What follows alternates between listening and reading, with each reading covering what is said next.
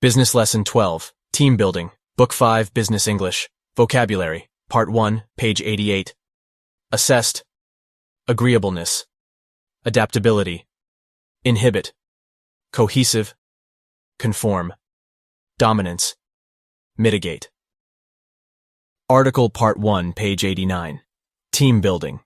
Team building can imply two different meanings. However, both meanings are important in this discourse.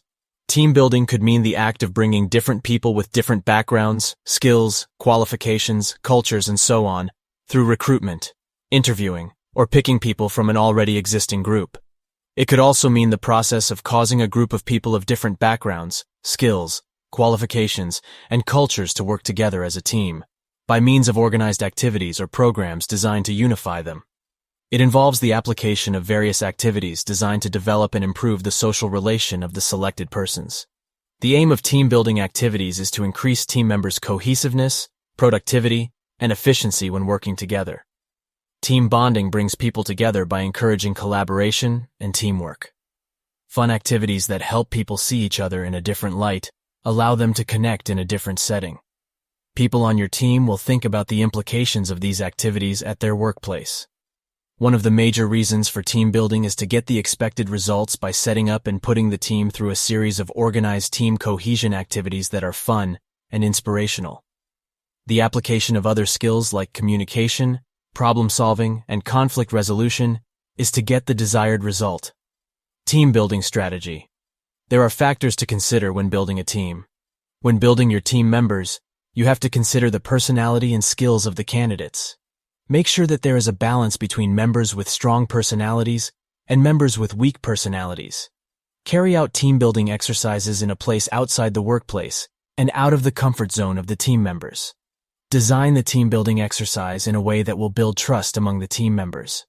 Also, ensure that the team-building exercise has its own monitoring mechanism, which will help in assessing the success of the exercise. Benefits of team building. Building a team in a business organization is important in promoting the business, as well as achieving set goals. The success of a business depends on the effectiveness of the team. A business suffers where there is poor bonding among the workers. The following are the benefits of team building in an organization. 1. Teamwork. Team building exercises help to strengthen the bond between employees. Team building is a precedent for teamwork, in other words. Teamwork is a product of team building. Working together as a team creates efficiency and gives room for improvement. People perform better when they are around those who support and encourage them. More so, people who are on the same course.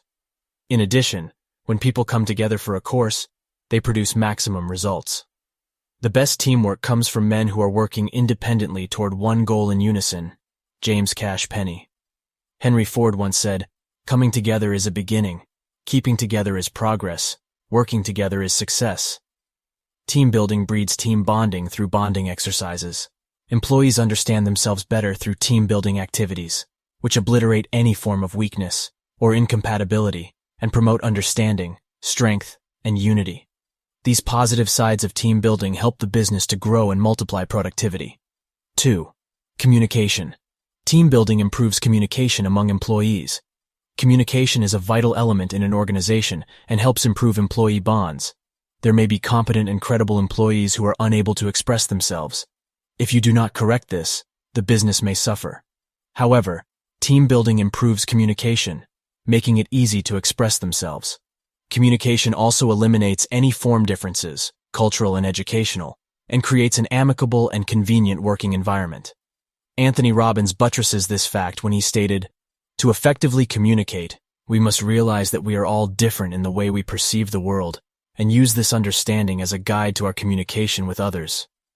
An effective team-building activity will surely mean a more comfortable, successful workplace environment for any company, large or small. 3. Leadership. Every team needs a leader to guide and direct the team to the expected end. Organized team-building exercises and activities help employees to discover their leadership skills as well as areas where they can contribute as leaders in the company. 4. Bonding. Bonding is one of the manifest effects of an effective team-building exercise. It eliminates any form of differences among employees and promotes the spirit of one. Team building enables employees to learn about and understand one another, and promotes respect among them. Bonding creates a sense of belonging in employees, which is very important in a business organization. It also eliminates timidity and boosts the boldness as well as the confidence of employees. In the end, there is increased productivity in the organization. 5. Competition confidence. Confidence is one of the effects of effective team-building exercises because the employees enjoy better communication and bonding atmosphere. Competition, on the other hand, is very important because it improves the skills of the employees and leads to an increase in production. 6. Trust. Team building through special activities helps to create trust among the employees. This is manifest when the employees are of different cultural, academic, and social backgrounds. Team building enables the employee to learn the strengths, weaknesses, capabilities, and fears of other members, and show a willingness to help one another. This is possible through the bond existing between them. Dr. Michelle Reyna rightly puts it when she said, "The best thing you can do to help others take responsibility is to authentically practice the behaviors that you want others to practice." The order benefits of results of team building include respect, culture, and results. Article Part 2, page 91. Post-reading. Team building involves the application of various activities designed to develop and improve the social relation of the selected persons. The aim of team-building activities is to increase team members' cohesiveness, productivity, and efficiency when working together. One of the major reasons for team building is to get the expected results. Other skills like communication, problem-solving, and conflict resolution are also applied to get the desired result. Consider personality and skills when building a team. There is need for balance between members with strong personalities and members with weak personalities. In addition, there is need for the team-building exercise to be monitored by the team leader. The success of a business depends on the effectiveness of the team. The benefits of team building include teamwork, communication, leadership, bonding, competition, confidence, and trust. Listening, Part 1, page 92. Script on page 198. So, as we have seen then, relationship building is not the same as team building. When we talk about relationship building, we're talking about a competency in which we cultivate relationships both inside and outside the workplace, with individuals and groups. I'm going to sum up by suggesting practical ideas of how you can all develop your relationship building competency. Tips that you can easily incorporate into your day-to-day lives in such a way that they will eventually become a habit. I'm going to talk about informal relationships, but as we discussed earlier, the ideas can be transferred to a more formal environment. First, I'll talk about initiating new relationships, and then I'll mention a few ways that you can practice developing existing relationships. Let's start off with the obvious. Common sense is always a good starting point. The first thing we should all do is practice simple courtesies. This might seem like common sense to some people, but in actual fact, you'd be surprised at how many people do neglect these things. Set yourself a goal to say, "Good morning" to 3 people you normally wouldn't. We should also try to get to know colleagues outside the office. Ask people what their interests are. If you share an interest in tennis, say, suggest a game. Plan an occasional social event with coworkers. It doesn't have to be anything complicated. A coffee together or a picnic lunch, for example. Another thing you can do is to actually target somebody in your office, somebody you would like to know better. Make it your goal to talk to them. Small talk is fine. Listen to what they say and take notice of the information you learn about their interests. Make sure you keep yourself up to date on what's happening in the world too. You won't be very good at small talk if you don't know about current affairs. So let's imagine that we've done these things and that we've started a few new relationships. What can we do to develop them further? How can we nurture the relationships so they don't just fizzle out or stay on a plane? Well, for a start, we should focus on a person's good qualities and not on their deficiencies. Nobody's perfect after all. We should also practice effective listening. We are all good at speaking, but how many of us really listen? And people want to be listened to.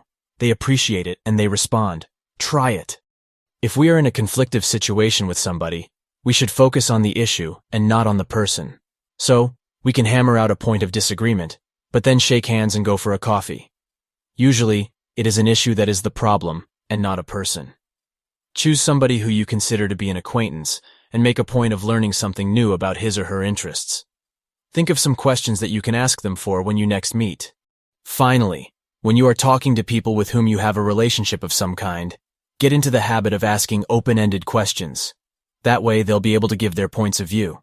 Sometimes people just need to have the chance to say what they think, and very often it doesn't happen. Hey, thanks for listening. We hope that you enjoyed another lesson of Uncle Sam's American English. These audios are synced with our 4-book series. Contact one of our professors or join our online course by visiting our Facebook page, Uncle Sam's International.